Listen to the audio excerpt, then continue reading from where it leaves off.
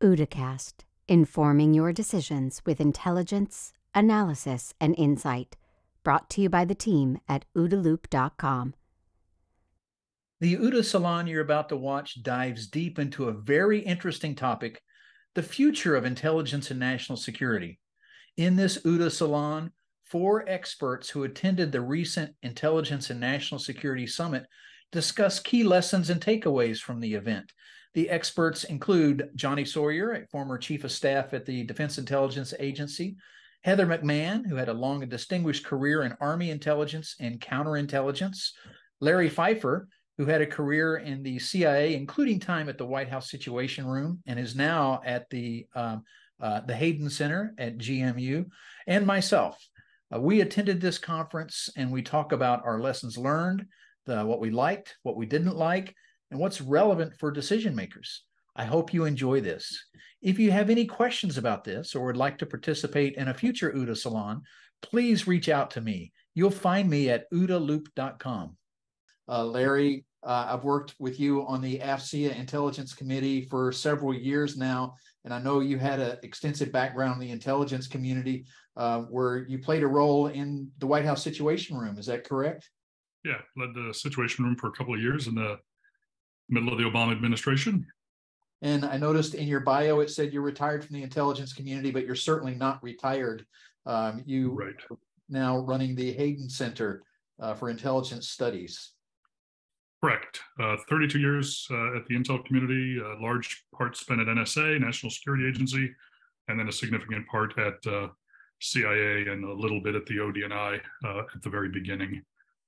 And now the Hayden Center, been there for 6 years, which is hard to believe. Yeah. That's hard to believe.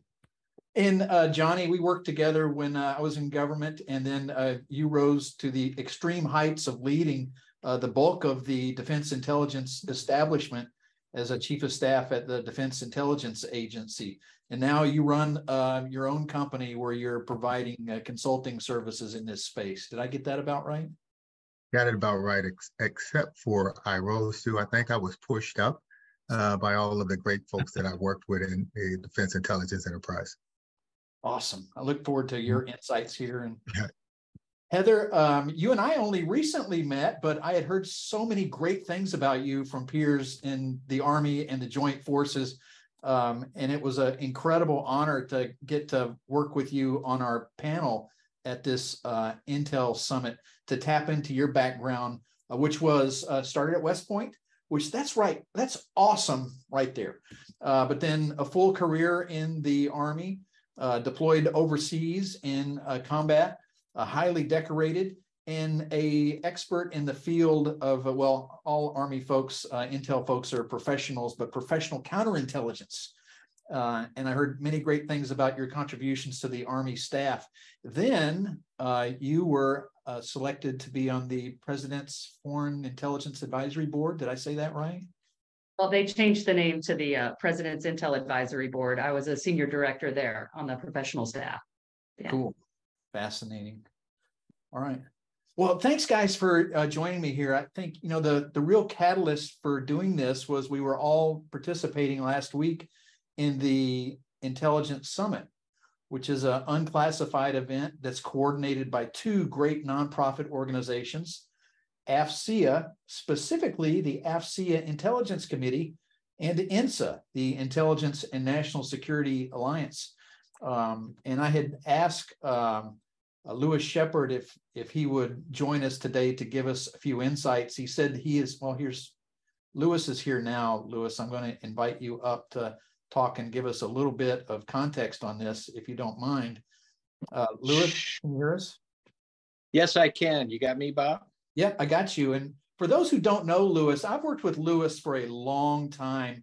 He came out of Silicon Valley, where he was helping create the great innovations that, you know, keep America moving forward. And he came into the national security space after 9/11, when he realized it was his turn to serve the cause. And I got to work with him at DIA, and we stayed friends and associates ever since. And Louis wears many hats. He works at one of the greatest tech firms in the nation, VMware, but he also was pulled in to lead the AFCEA Intelligence Committee. So one of the co-organizers of this event. And Louis, any context you could give us or takeaways would really be appreciated. Well, I think my time is now already expired, Bob, with that introduction. Thank you very much. Just two real quick points, and I want to thank you and your panelists and everybody listening who actually attended, who were among the 2,000 people.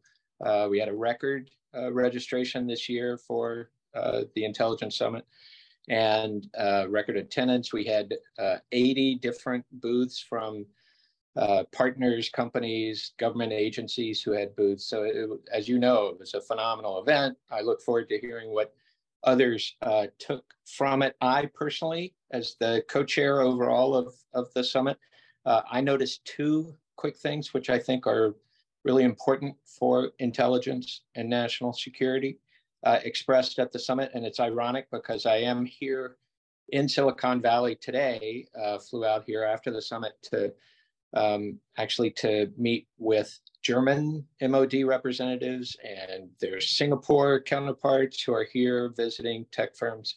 I noticed a much larger international participation at our summit. It was gratifying in the time of war in Central Europe, and our attention to increasing tensions in Asia. Gratifying to see such strong interest internationally in allying or partnering or being led by or leading with the United States and the US intelligence and national security leadership. I had on a panel that I moderated, I had a German admiral who's the defense attaché in Washington, Admiral Axel Risto, who spoke about the importance of NATO in a global context, particularly in understanding and meeting the China challenge. So that was a novel take. So I took that from the summit. And then secondly, just expressed by the people you have on here, is the notion of public-private partnerships. And I mean that in a really individual way. So many of the people who were at our summit are both current or former government officials and are or have been leading figures in the private sector.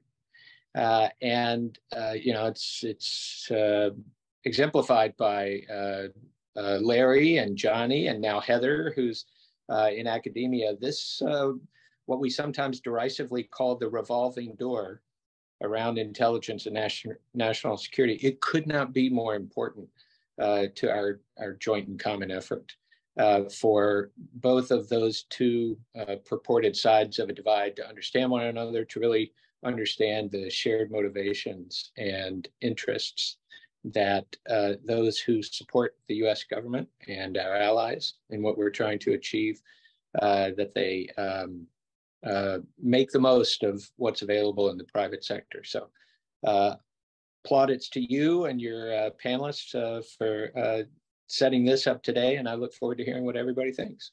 Great, thanks, Louis.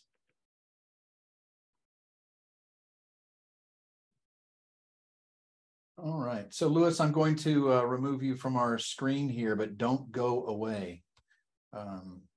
And one thing I'm going to want to immediately mention is Louis said public-private partnership. Increasingly, I'm starting to think we need to reverse those words and make it private-public partnership. But maybe I should ask you guys, what is that the appropriate term? Is it public-private partnership or private-public partnership? Because, I mean, clearly in intelligence, the nation is the one with the authorities for getting stuff done. And the nation has the authorities to steal secrets and to operate overseas. And the nation needs help from industry. So maybe public-private partnership is the right way to phrase it. On the other hand, they can't do it without industry. It's the private sector that generates and creates the economy, which keeps the nation going. And it's the private sector that creates the capabilities that the intel community uses, especially in cybersecurity. I mean, clearly in cybersecurity. So I'd love your views before we get into the meat of this on, do we keep calling it public-private partnership, or is it private-public partnership? Well, Bob, I don't know if it matters if you put private or public first in terms of the partnership.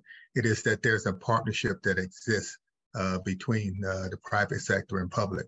Now, from a perspective of driving technology, that is the significant change that we're seeing in this information and operational environment.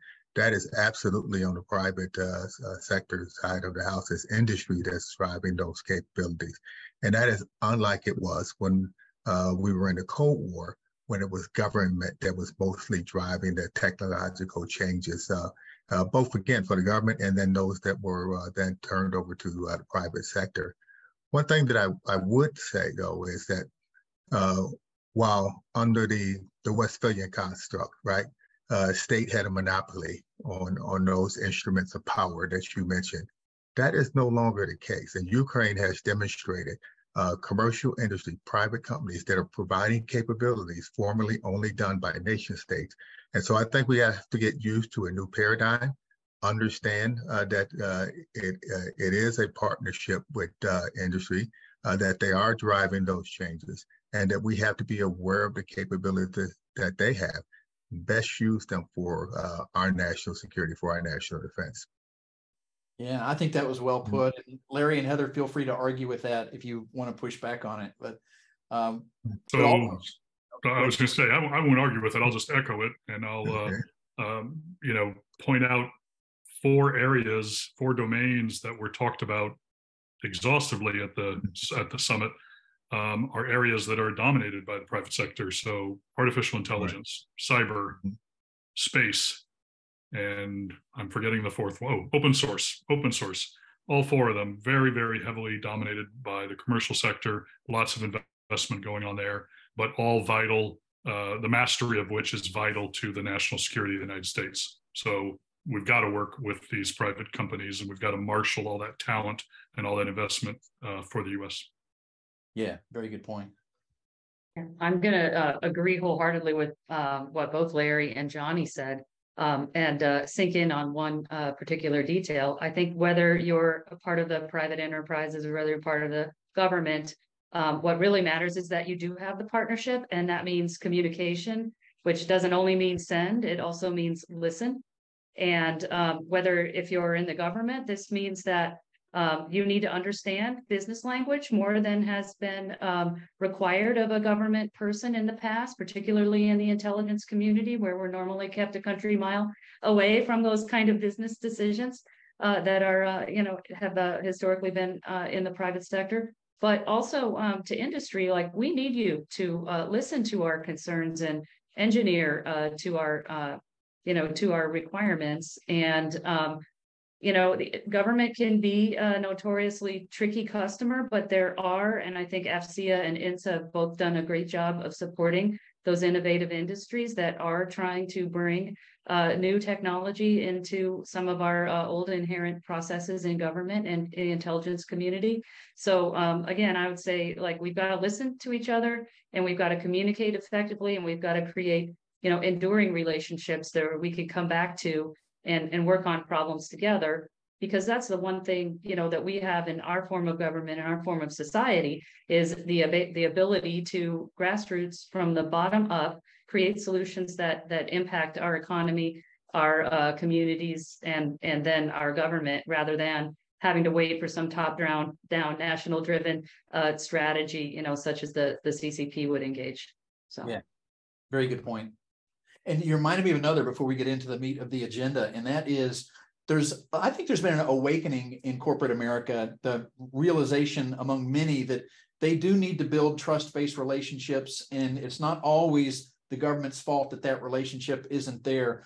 And there's, I think, the awakening started years ago as China started cracking down on their own populace and punishing the Uyghurs and doing so many other underhanded things and stealing intellectual property. So it's been years in the making, and then the invasion of Ukraine by Russia woke people up even more to the fact that these totalitarian nations are not like us. And so we've seen more and more great patriotic companies running towards national security missions for the right reasons. One other point I want to make, touching on what Lewis said, you talked about 2,000 people breaking the records. The other thing that I would note is, and I've been coming to these summits for years now, the attendance was noticeably less gray, a little less gray.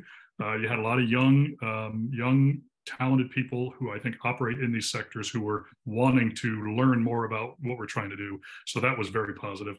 And then number two, vendors. Lewis, I don't know if you mentioned, but I think they also broke a record in the number of vendors they had set up in the exhibition space.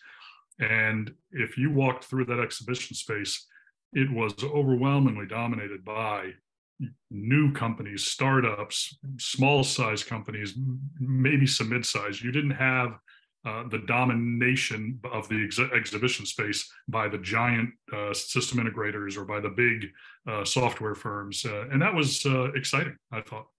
Yeah, no, I agree. And if I could echo Larry's remarks. So absolutely, there were young startups out there that are on the cutting edge of technology, and they understand the sort of capabilities that we need in the national security arena in order for us to be successful.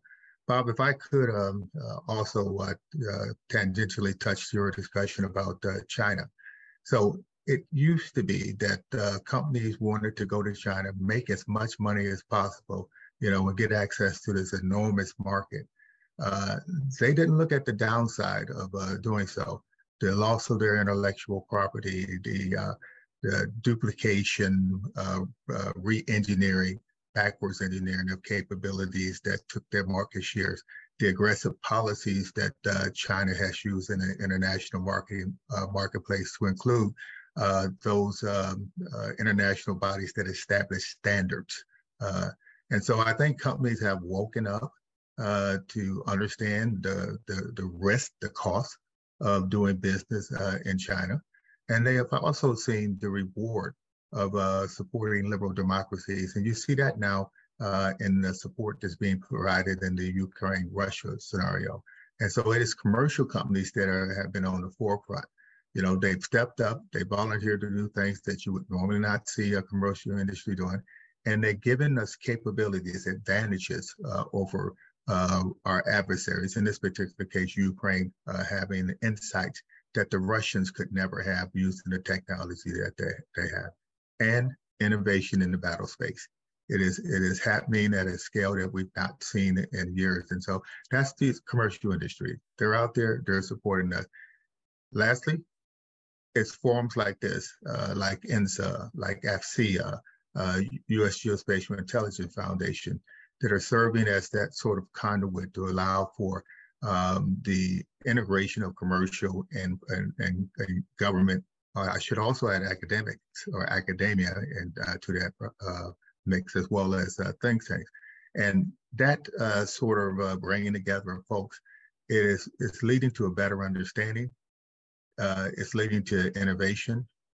And I personally think that it's going to lead to better policy decisions in the long run that are going to allow us to maintain our national security and way of life and defeat these totalitarian states that are trying to change the world order. Yeah. So let me mention another point you made me think of, and maybe it's a good segue into the actual meat of the conference.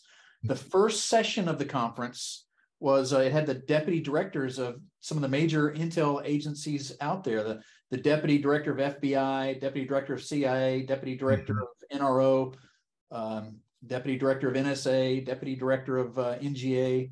So it was a great panel, but the person moderating that panel was not an intelligence professional. She was a professional journalist, right. Olivia Gazis, CBS News, their national security reporter. I thought she was awesome because clearly she was prepared. She brought these years of background of studying national security and understanding the issues. And clearly she was prepared because she asked the hard questions.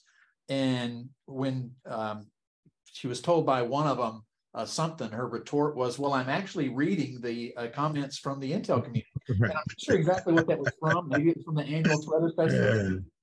Yeah, it was a question about will China invade or be ready to invade? Is their desire to invade by 2027? And she knew her stuff. So any comments on that first panel, the deputy directors? I would just echo Olivia did a fantastic job. We've used her as a moderator at the Hayden Center a few times, and I've always been impressed with her preparation and her ability to react to the question, to the answers that are given. You know, she's just not reading through her questions; she's also reacting and responding.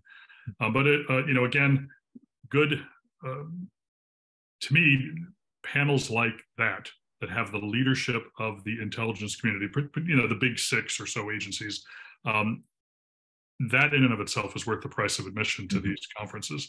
You know, you're hearing from that leadership that you're rarely ever going to have an opportunity to hear from even one of them, no less that many of them. Number one. Number two, I think it really demonstrated, and they discussed it towards the end of the panel, but it really demonstrates how we, America, has this incredibly integrated, cooperative intelligence community. As they mentioned, unlike some of our adversaries, where the different intel services are actually actively undermining each other. Now, you know, I know it's not perfect. It's, you know, it's not always holding hands and singing Kumbaya, but by far better than anywhere else in the world. Yeah. And another point that was made by, it was George Barnes, the deputy director at NSA. He said that, what you were just talking about, and then he kind of segued into the fact that, and our intel services operate with transparent authorities. Everybody knows what the authorities are. And we do it for a much smaller budget and a much smaller size than any of our adversaries. And I thought that was a key point about the operating with transparent authorities. That was very well put.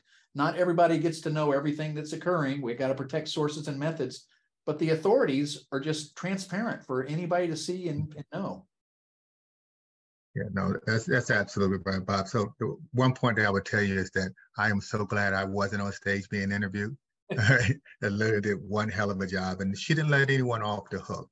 And so when you talk about what George Barnes said, Terry Mink, I think Troy Mink, I think he said something similar. But he also added on that in all of his years of service, he has not seen the sort of integration across the intelligence community and the willingness to support sister agencies, you know, that he's seen in the past few years.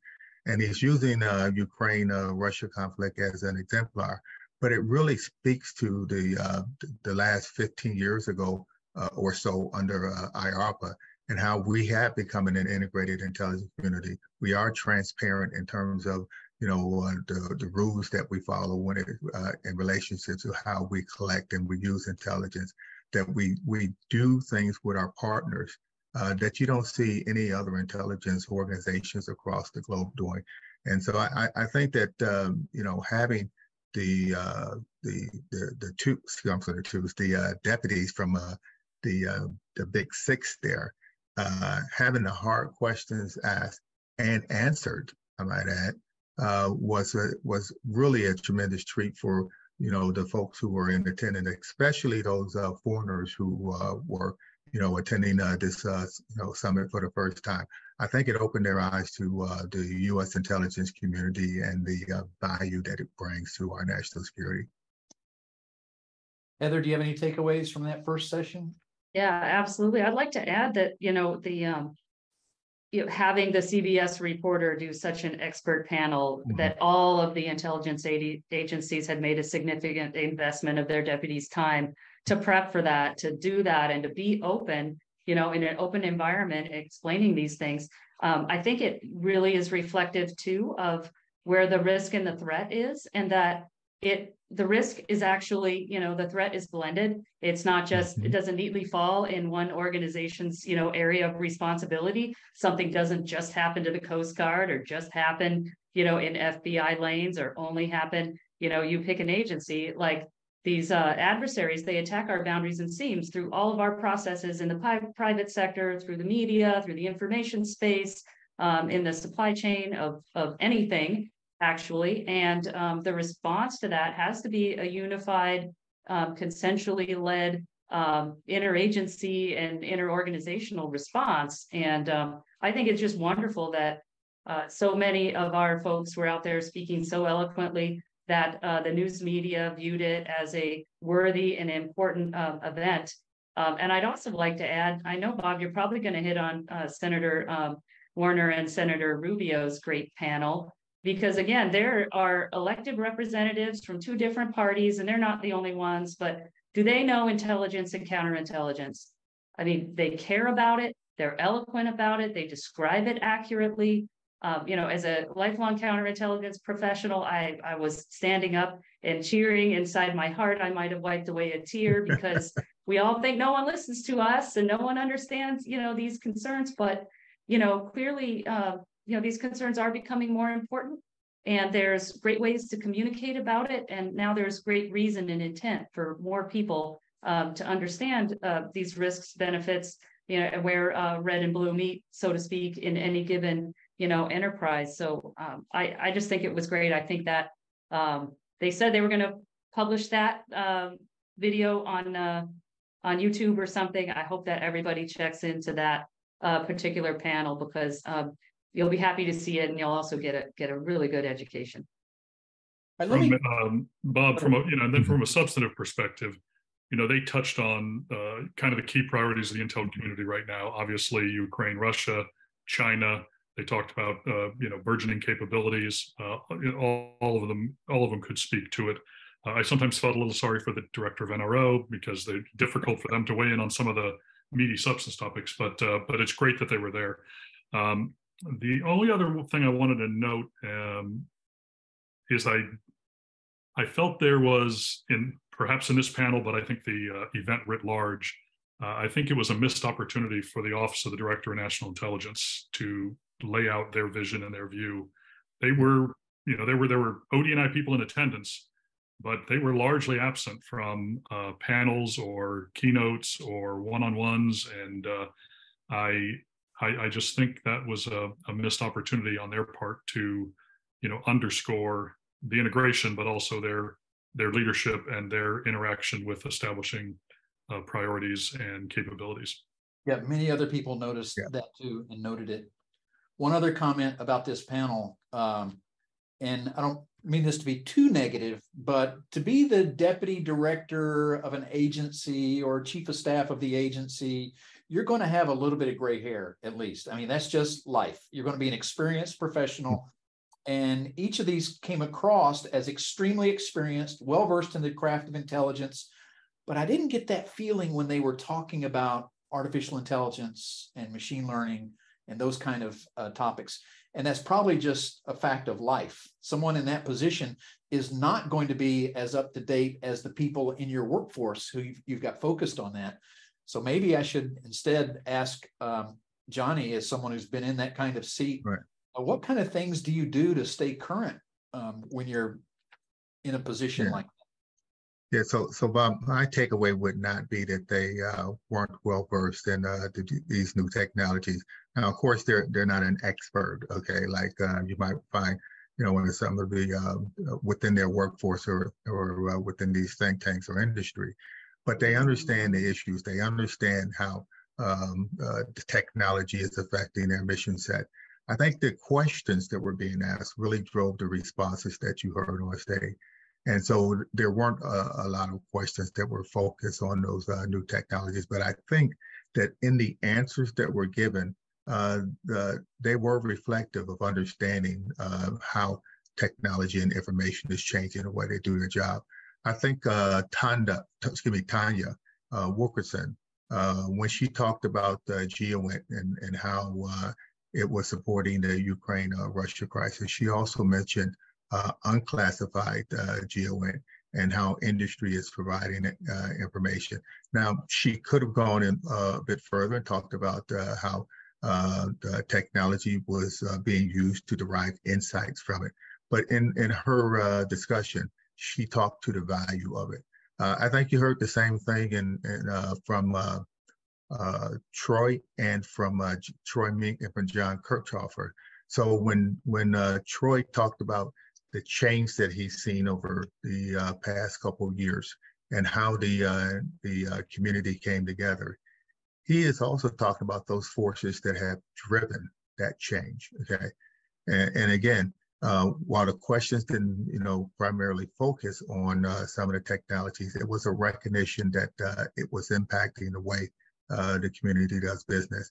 And lastly, in terms of John Kirchhofer's comments, if you remember, he talked about some of the weapon systems that were being used, but he also talked about how they were driving change in the battlefield systems and how we operate in an environment where it is difficult to hide military capabilities from your adversaries. He spoke to the introduction of UAVs, drones within that scenario as well. Now, again, didn't go into a lot of depth, but I would tell you that I believe they all had an understanding of how technology was driving changes within the intelligence community and national security environment. Last, I would point out that David Cohen spoke to recruitment, from the Russians. This is a target-rich environment created by, the Russia-Ukraine conflict, and we're taking advantage of it. That is, we as the intelligence community. And so I would not dismiss their understanding of these trends. I just think, again, that we were talking at a top level in terms of capabilities, and so they didn't go into the depth that would provide you a better understanding of how much they know about the technological changes that are driving their missions. Fair enough. That's good. And there was a little bit of drama between Olivia and David when he was. I was very proud that he was talking about their new methods of getting information out on Telegram in Russian language. And she had something like, "Oh, and have you recruited anybody by that channel?" And he declined to answer. Yeah, as he should have. Okay. Yeah, good for that. Well, let me ask you guys, did any of you attend the panel on digital engineering and the future workforce? I did because, look, I'm a nerd. And let me tell you, I enjoyed that panel because, we do our yearly OODACon. And the last OODACon was in October. And it was very good having you there, Johnny. And we also had Dawn Myricks.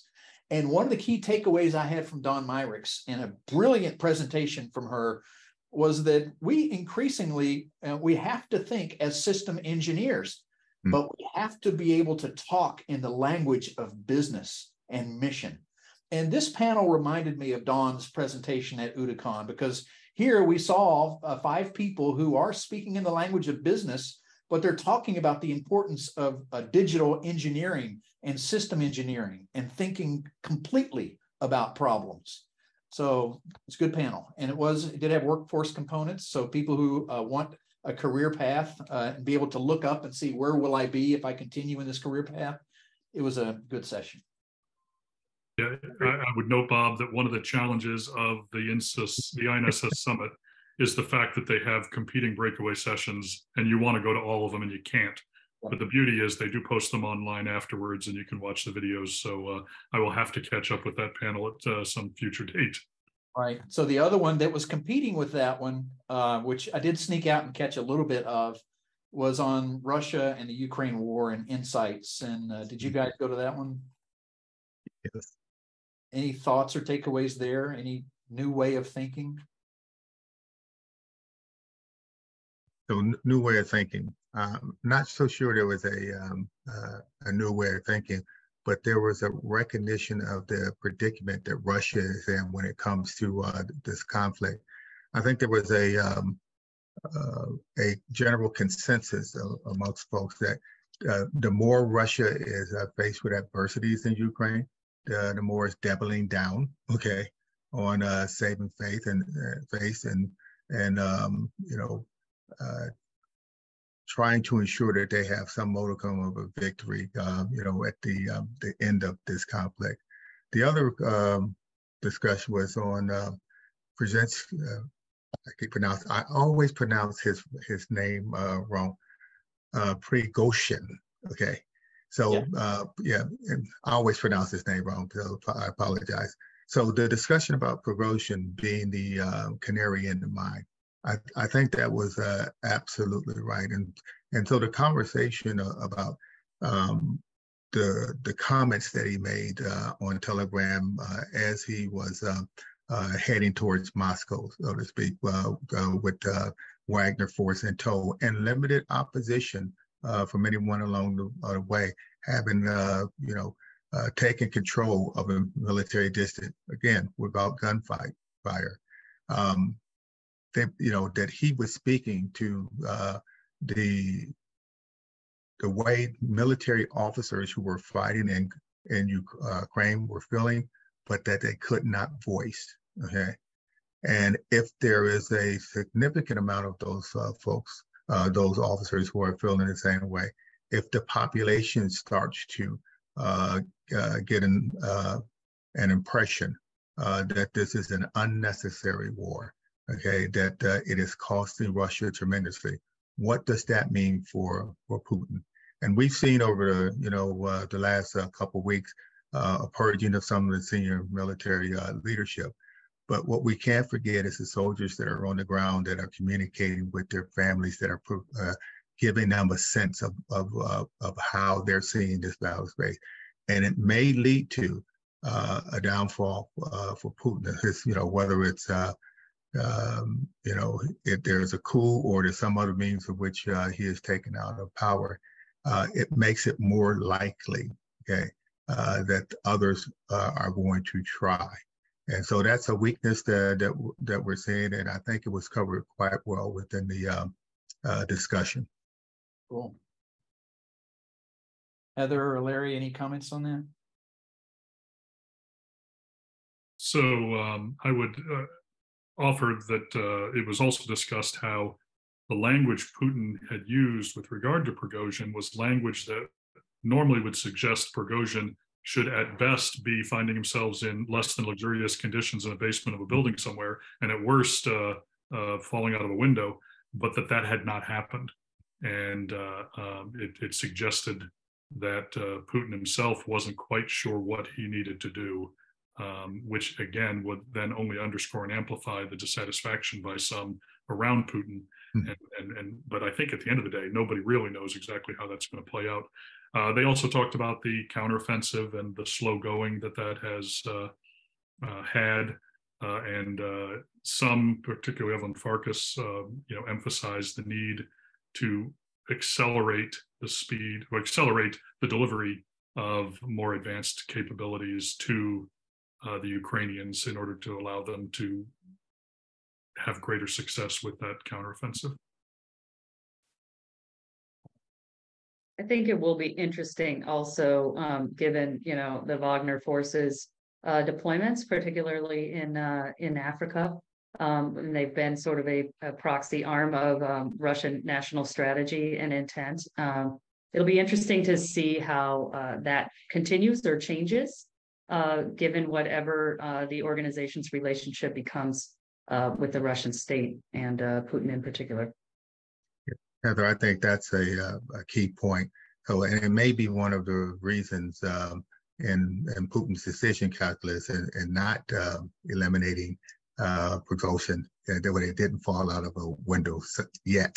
Okay, that is there's always time, right? Yeah. Take time. That is what it. Who controls those forces? Okay.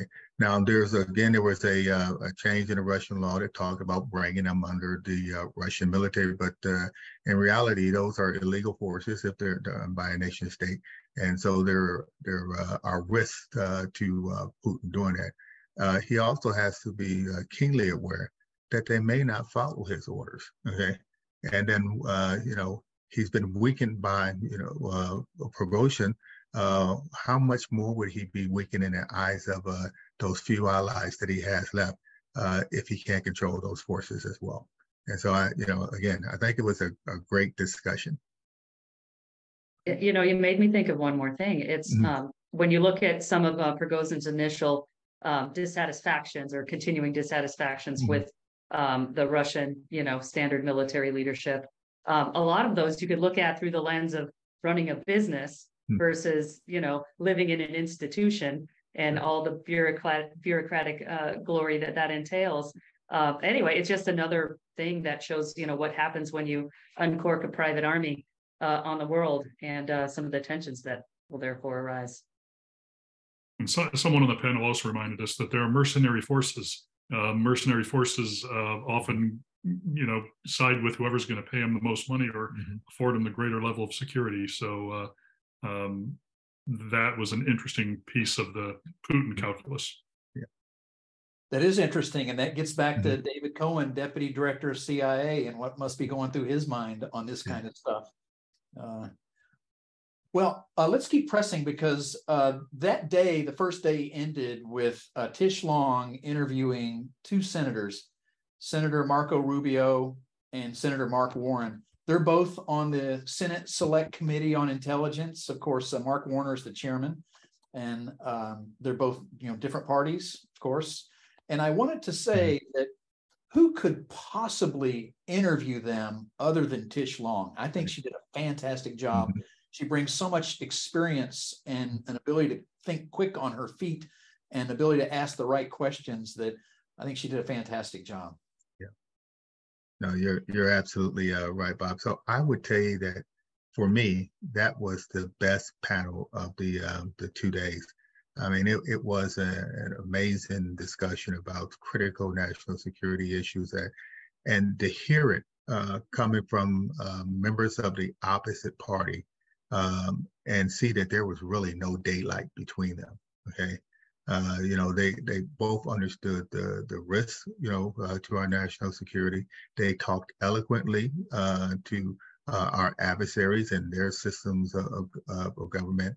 They talked about the value that the intelligence community brings, to the fight, so to speak.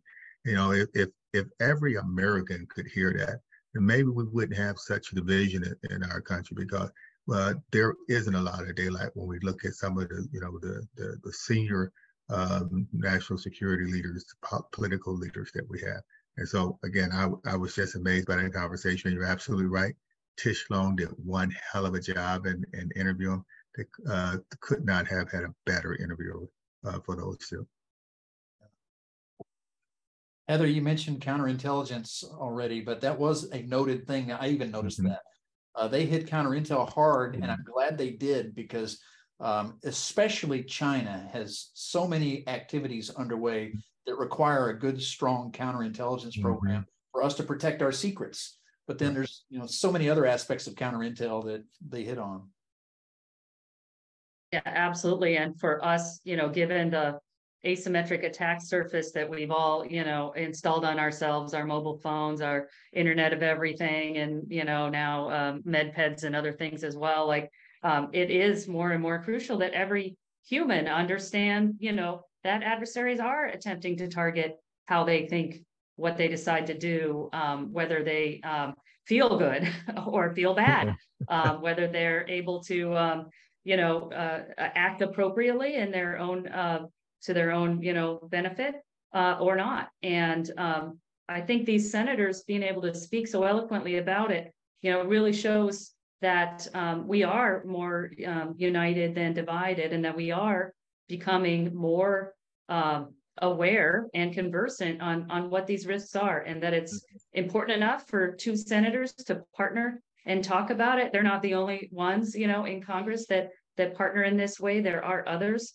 but I wish that would get prioritized over, over some of the other things, because I think it's far more important, and it bears on now that we understand what our challenges are, what are we going to do about it, and how are we building the set of people that are going to interact with those problems.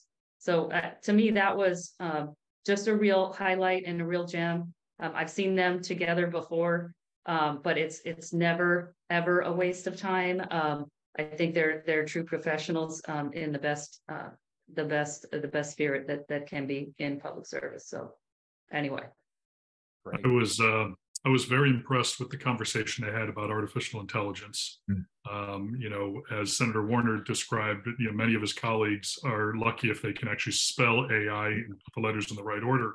And he described how he actually has taken time, and you know, these senators are very busy people, but he's taken time to actually sit down and school himself on AI.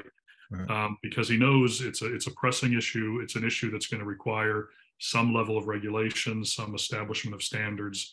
If I was in the AI business sitting in the audience, I would have walked away saying, these guys are going to move a little more aggressively than maybe I thought, or maybe we traditionally think of Congress as moving. And so if I want to influence the public debate on AI, now's the time to be doing that, because they're going to move forward, I think, a little more quickly than we anticipate in setting standards and regulations around that business.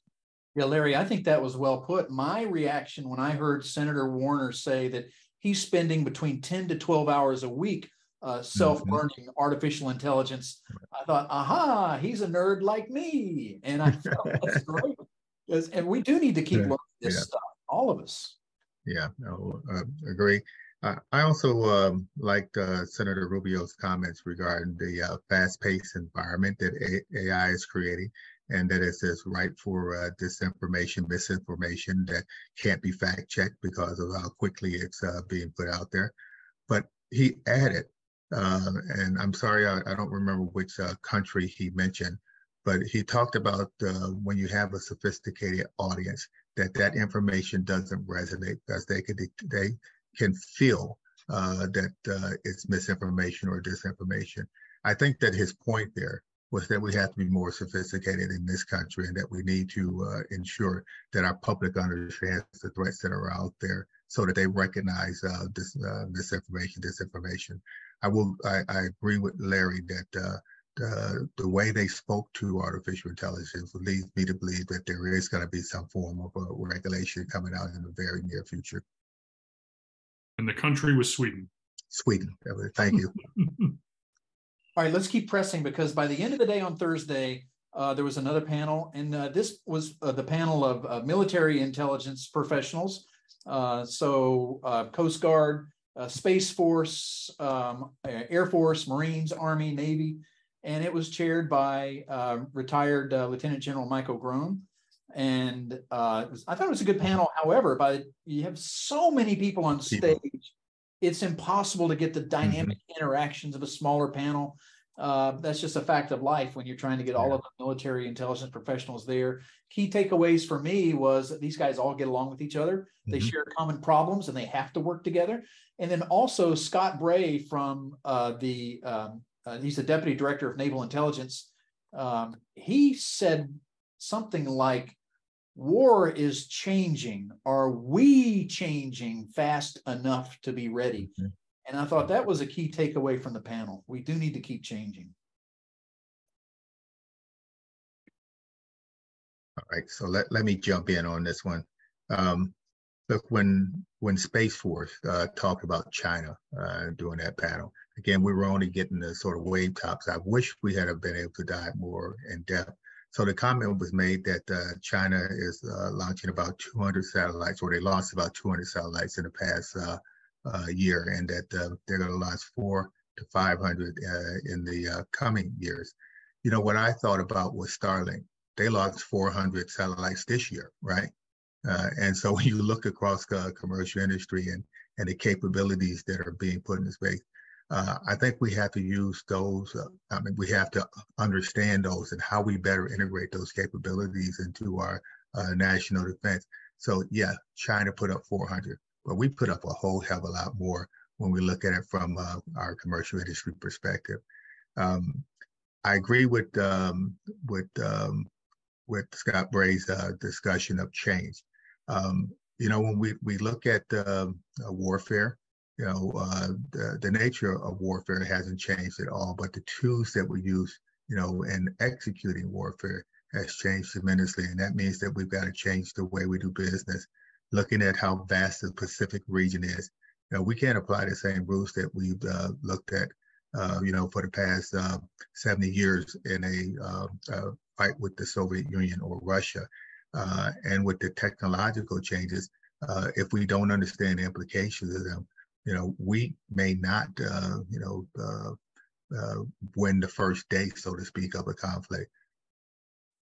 The point, I guess, that I would take out of that discussion is that there was a recognition, okay, that we need to change. There was a recognition that we need to have better relationships with industry. There was a recognition that we have to integrate these new capabilities into how we do business if we're going to be successful.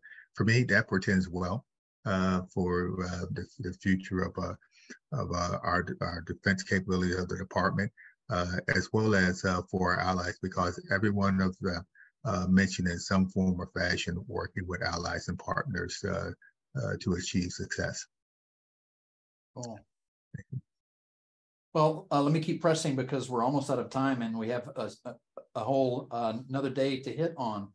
The beginning of the next day, it started with a highly anticipated panel that everybody was talking about, and that was the panel on China that was moderated and brought together by retired Lieutenant General Bob Ashley. He had 4 real practitioner experts on his panel, and he's a well-studied expert himself, asking good, hard questions. There was a policy expert from RAND, Tom Hendershett, the director of the J2 at the Indo-PACOM, Dr. Bonnie Lin from the Center of Strategic and International Studies, and Gary Trittmacher from Department of State. My takeaway, Gary was awesome. So proud that there are experts like that in the US government tracking so much on China and is able to articulate that in a very understandable way. I really appreciated Gary and his context. I felt like I'm so proud that we have experts like that in government. And of course, the other experts too, the J2 at Indo-PACOM, having spent so much time in China personally, and also being extremely well-read.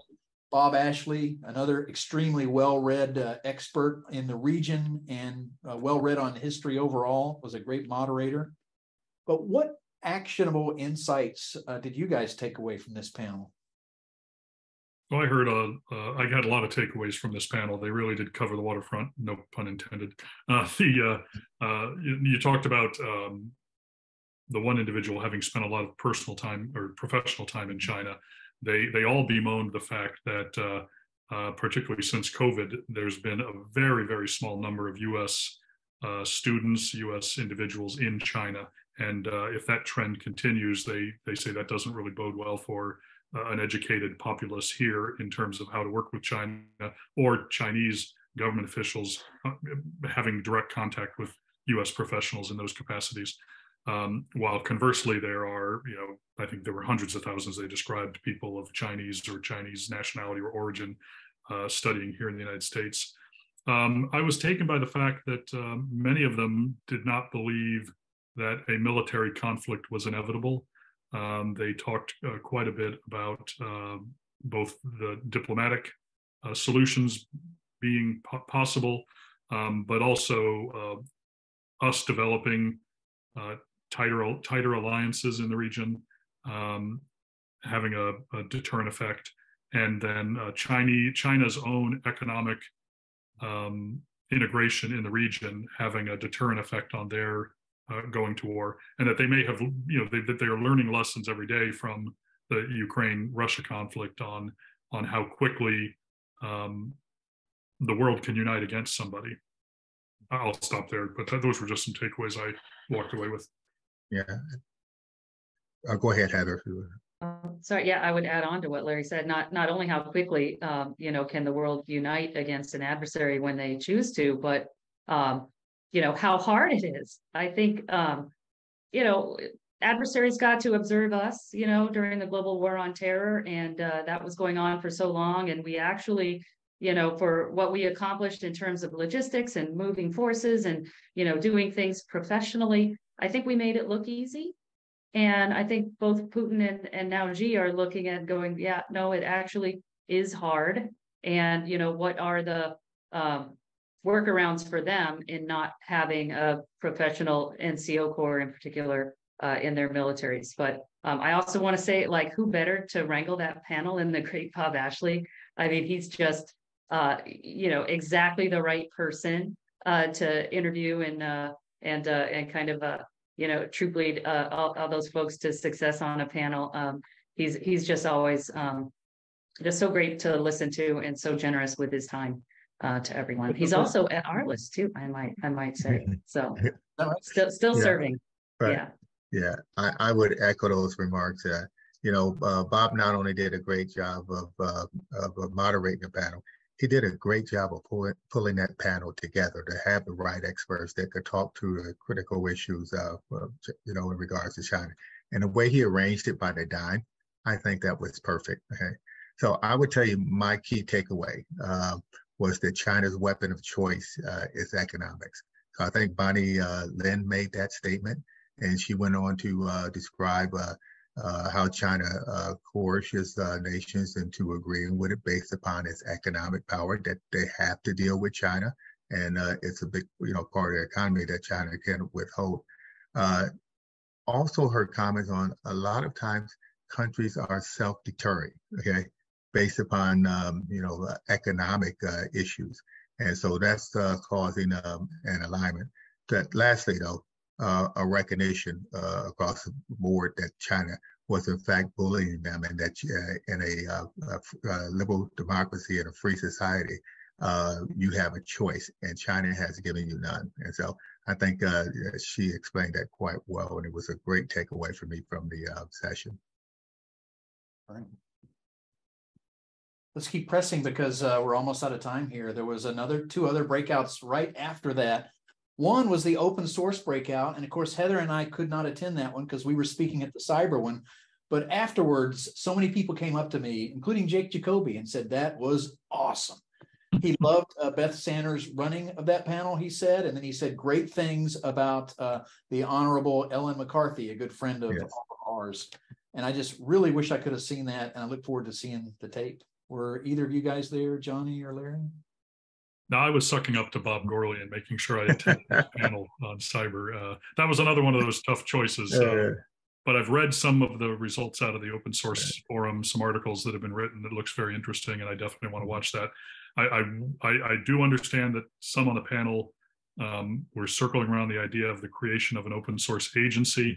I think that's a debate we got to have, but I definitely take the position at the other extreme. I really don't see the value in having a distinct open source intelligence agency focusing on just open source. Yeah, I would agree with you, Larry. And so hopefully that won't come to fruition. I think one of the key points that came out of this that the DNI is looking at is focusing its efforts on open source, that it has brought together DIA and CIA to lead that and to ferret out how do we best manage open source within the intelligence community. There was also Ellen McCarthy in her discussion about, I think she said called it a truth cooperative. And again, I may have the name wrong, but that is ensuring that there are standards out there in how we validate information so that we understand when it's misinformation or disinformation. And, her point was even if only 10% of the companies out there did it, that would be a tremendous value in understanding what is in fact true.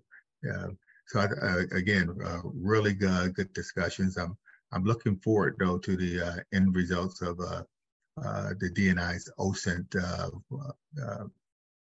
I don't know what the heck I call it, the Ocean Executive sessions that she's put together. I think that is going to have a tremendous impact on the intelligence community because everyone in it uses open source, right? So that goes to Larry's point. Wouldn't be good to have an agency that did that.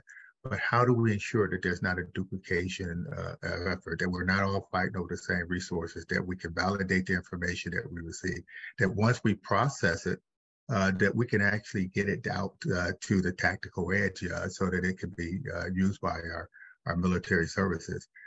So I think that that there's going to be tremendous value that comes out of that assessment group, and so I'm really looking forward to it. Cool. Let's keep pressing, and I want to talk about our panel, Heather. We did one on rebooting cybersecurity. And I have a lot of takeaways there, but I'm biased. My bias comes from the fact that I got to see this panel as it came together and shape it with questions. But some of the things I liked were you, Heather, talking about counterintelligence and its role in cybersecurity. I also like Jay Healy and all the context he brought, both from his helping to author the National Security Strategy for Cybersecurity, but also his study of cyber conflict and cyber history. He mentioned a woman named Hilda Faust, later Hilda Matthew, who I had never heard of before, but he inspired me to do a little reading on her. She was there at this very famous first DSB study on security controls in 1970. It's called the Ware Report. She was a young lady who had this crazy idea that computer systems could be targets by adversaries, computers and networks. And she also had this idea that NSA itself could one day exploit computers and networks. So she gave birth to this whole concept of NSA exploiting digital systems. She really is the mother of all of that as a very young woman. And she doesn't get the credit that some of the other icons do. Why? Because she was in the Intel community where we serve in silence.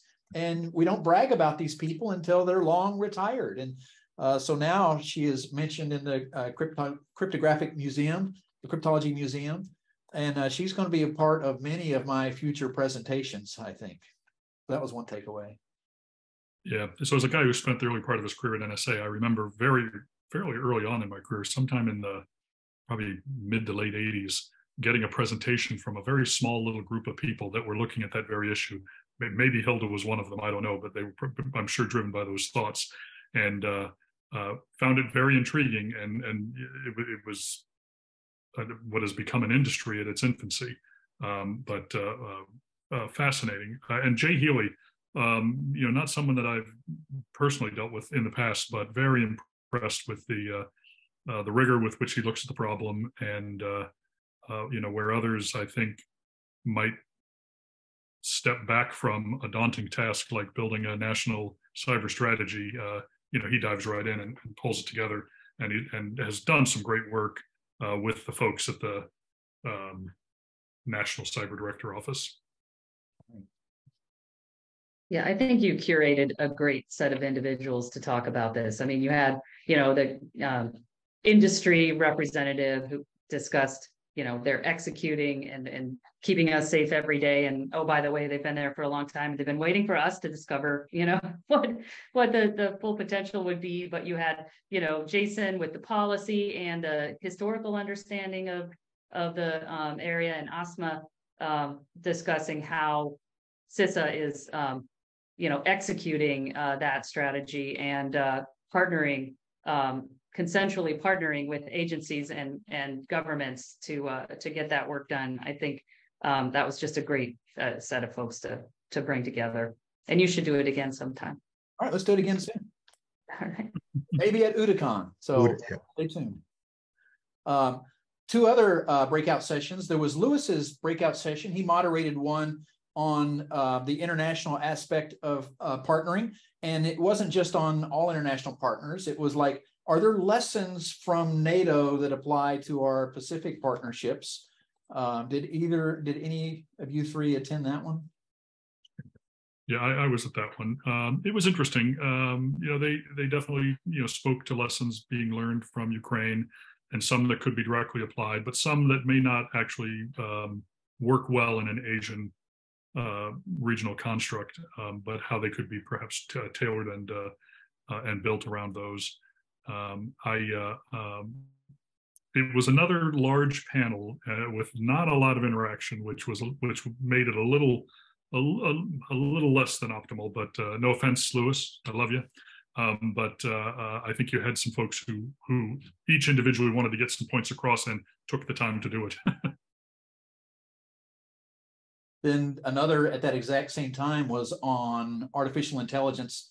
And I liked this one because here you have a good mix of experts from our community, both in government and in industry, who really knew what they're talking about. And they were able to dive deep into some of the implications of AI. And it's hard to capture everything they said, but I would say we really all need to be learning this ourselves so we can think of the mission impact. And that was one key takeaway. So Bob, I attended that session as well. And another takeaway I would tell you was the cultural impact that they mentioned. That artificial intelligence is going to change everything. It's going to change the way we do business. And while maybe the conversation is taking some of the work that is routine, repetitive, and that is allowing for a higher level of thinking, that there's a satisfaction that an employee has in working with the data and understanding that they may not have once artificial intelligence takes over those functions. Now, I don't necessarily agree with that point. I actually think that it's going to release analysts in particular to be more creative in the work that they're doing. But I do agree with their statements on the cultural impact that it's going to have. It's going to be quite disruptive, in terms of a number of jobs, both in the civilian market and in the intelligence community. And we have to be prepared for that. We have to understand the impact on our people and ensure that we're preparing them for the introduction of AI into all facets of our business. Cool. Other comments on AI, or can we, in the interest of time, move to the plenary session at the end of the second day? Sure.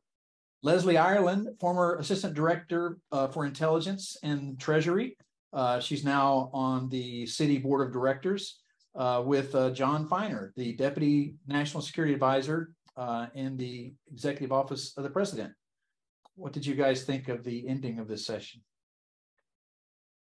My big takeaway was, number one, it was an opportunity for the current administration to kind of applaud the intel community's willingness to, as they refer to it, downgrade or declassify material that could be used to help unify the coalition, could be used to warn Ukraine when Ukraine perhaps was not believing some of the more obvious signs of potential invasion. And not only were they applauding the intel community's willingness to do that, they were laying out that through the doing it, they've established processes, they've established techniques for doing this that is going to allow them to continue to do this in some measure going forward. And so, as a guy who spent 32 years in the business, we all operated under the assumption that, we're not making this stuff so people can admire it. We're making this stuff so people can use it. For the betterment of our national security, our diplomatic efforts, our military efforts, and so this appears to be a tailored and more focused way to use material to help influence things on the international stage. Hey, we've kind of busted our schedule, but if you guys still have some time, we have some questions from people I would like to summarize and ask you and keep going. Is that all right? Sure. I'm good. Is from Joe Mazafro. And for those who don't know Joe Mazafro, long-term Navy intelligence officer, and after retirement from the Navy, a fixture in the intel community, really knows his stuff and deeply tracks the big issues in intelligence. And he asked a question about the public-private partnerships and the positivity there, but also the more integrated intel community. And he wonders, is our intelligence output to consumers better? Assuming the answer is yes, how do we measure this improvement? I think that's a great question. And so, it came from Joe, right? To put us on the spot. But I would tell you that in terms of has it made a difference? The answer is absolutely yes, it has made a difference. And just look at the Ukraine crisis, for example, and the capabilities that commercial industry is bringing to bear in that fight. Imagery, an ability to get a more comprehensive understanding of the battle space, the operational environment provided by commercial industry. Targeting battle damage assessments with some of the new technologies that we use to provide three-dimensional capabilities from some of these images to give you on the spot, so to speak, real-time understanding of the damage that was caused by those technologies. Communications, okay? We talked about Starlink providing C2 for the Ukrainians, okay? An ability for them to communicate in that environment that they would not have been able to do otherwise. Those same sort of capabilities are being brought into the intelligence community, into the Department of Defense. I can't talk to some of the classified capabilities. It's just suffice to say that they are improving our understanding of the operational environment. They are improving our ability to digest massive amounts of information. They're improving our ability to understand how an integrated fight will happen and ensure that we have the appropriate plans and processes in place to be successful with that environment. How do we measure it? I think that that is absolutely a key point because in some instances, more information is not better, okay? And it can obfuscate what's happening within that environment if you don't have a way to decipher what's of value, what's not, what should be pushed down, what should not be distributed. And so that's something that we're going to have to develop the appropriate measurements for. I don't think that they exist, at least not in any broad form, where we could apply a framework to measure the exact value of these capabilities are bringing to the table. That being said, you can see already, and that it is helping us do our job better, and that as technology continues to mature, that we'll be able to get a better understanding of the rules that we need. I would end that by saying that this is a transformation of an age, no different than going from the agrarian age to the industrial age. And, in those transitions, okay, the rules of the game from the last age don't apply to the new one. And it takes time for populations, for people, for societies to understand what those rules are. It takes time for the national security community to understand. And so we're getting a better understanding of it. We will have those measures in the future, and we are taking advantage of those capabilities to make us better. Right. Awesome. Great. Thank you. Mm-hmm.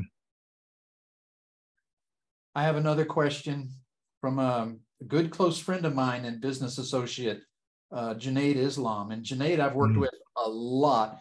He's also published a lot with us at OODA. He's been writing on topics of national security for about a decade, and he's written about the hard things. He was writing about the rise of China and the tensions that we would soon be seeing with China a decade ago. Now he asked a question that is almost so hard, I'm not sure I want to ask it. It's about politicization in the intel community. Whether it's true or not, there have been lots of accusations about the intelligence community becoming political. And it is becoming its own meme out in society. And that doesn't seem like a good thing, because true or not, these kind of accusations can have an impact. Already, both political parties have a tendency to say, we need to decrease budgets of the intel community.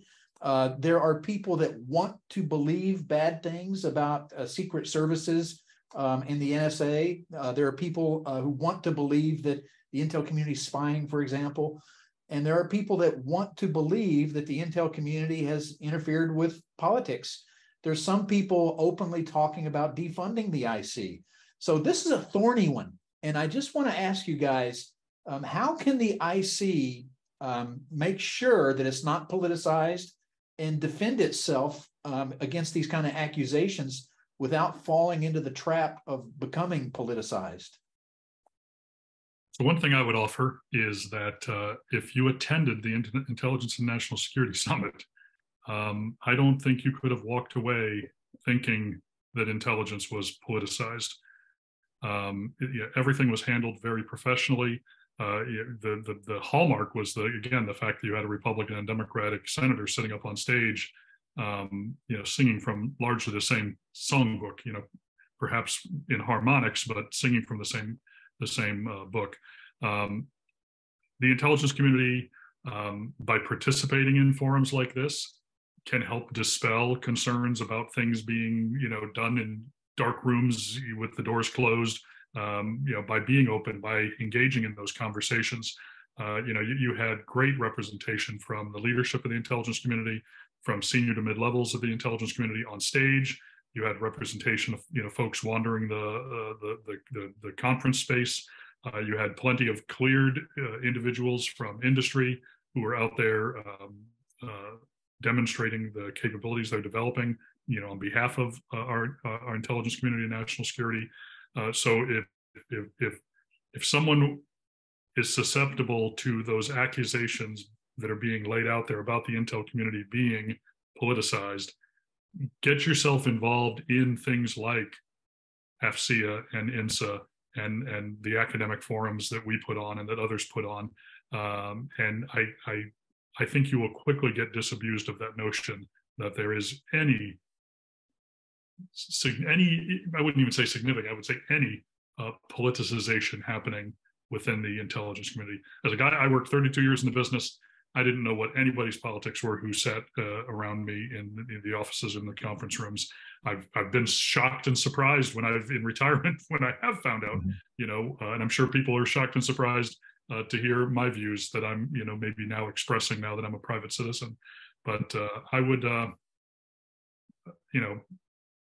information, quality information is the anecdote for those kinds of, I think, virulent concerns. Well, agree, Bob. And so I would tell you that if you talk to any senior official politically within, intelligence community, within any other national security arena, they'll tell you that that we are not politicized, and that the transparency that we spoke to at the beginning of this session, is reflective of, that we are doing things based on merit, that we're eliminating bias to the maximum extent as we provide information to our policy and decision makers. I think the biggest risk is not that we know that we're transparent or that senior political leaders know. It's that the American public might think that we've been politicized. And that, that could lead to all sorts of issues for us as a community. Now, how do you combat that? I don't think we as the intelligence community can. I think that has to be done by folks outside the community. It has to be done by politicians policing themselves. It has to be done by, folks in leadership positions, within the government, within, our institutions, standing up and saying the truth, defending the integrity of the community and what we do in supporting our national security. That's hard, okay? Especially in, the House, where you have an election every 2 years and you have folks that on both sides that believe that we are in fact politicized and that they're being used for nefarious purposes. But someone has to stand up. There has to be a McCarthy moment, someone to say, have you no shame, all right? I think that is what's going to change public perception, is when they see their leaders, make those sort of statements, defend our integrity. Right. I agree with you guys. In 27 years of federal service, I never was wondering what anyone's, political leanings were. It's never presented, with that. It was never a consideration. Right. But I do agree with you. I think that we are giving the appearance of being politicized, whether or not we are doing it or not, which I agree with you. We are not politicized. But we do need to understand these mechanisms. I think to maybe a 10%, 10% of the problem is, let's learn that there is a problem in the perception, and there are things we can do to feed into that or not. One of the great things we can do is, speak openly at these kind of forums, find other venues where, we can meet those that might seem differently, or might think differently than we do. But also, and one of the things that we discussed in some other groups was we need more civics education. People, from different generations have different views of how things work and different things they were presented in, basic compulsory education. And those things need to be relooked. And I think people have more interest in those things now anyway. And that's a part of the equation. I would offer one more thought. Alyssa Slotkin, who's an old friend of mine from the Intel community, she's now a congresswoman from Michigan running for the Senate. And in conversations I've had with her, she said, and we've talked about this problem, and I've talked about how we have all these great forums and sessions, et cetera. She said, too often we have these things here in Washington, D.C. Now, granted, we've got the wonders of Zoom here, and we can get to broader audiences through Zoom. But she said, she goes, there is actually a hunger for this kind of information elsewhere in the country, and that perhaps people like us need to find ways to go to those locations. Go to Middle America, go to the South, go to the Pacific Northwest. Go to the California coast and have these kinds of conversations there, where you then would have, people could then come to them in person. You might get local press coverage that might have a greater ability to reach these audiences. She said she believes that when she says when she sits down with her constituents in Michigan and has these kinds of conversations, sometimes with very anti-establishment, anti-IC, anti-law enforcement audiences, she says you can very quickly win them over with just some calm, rational conversation. So perhaps that's something we and the folks of INSA and the folks at AFCEA may consider doing in the future. Yeah, great. As long as they pay my way, I'll go. Hey, Bob, I would also add that some of our former intelligence community or military leaders aren't doing, they're doing us a disservice by participating in some of these political activities and using their title or their former positions as credibility for the comments that they're making. So that's another area where we've got to find a way to return to what used to be the norm, and that is that we remained apolitical. If we were in those senior positions, doesn't mean we didn't have politics, but we didn't get out in front on television supporting one party or the other in some of their activities. And I think that that is having an impact on what the public believes as well. Hey guys, and also I wanted to say Ray Cross has joined us, and I hope you know Ray from the AFCEA Intelligence Committee, long-term Navy intelligence officer. And Ray, if you're still there, I want to promote you up to panelist to have you ask this question you typed in. Hold on 1 second and we'll see if this works. If you're amenable, Ray, I'd appreciate you joining us and asking your question.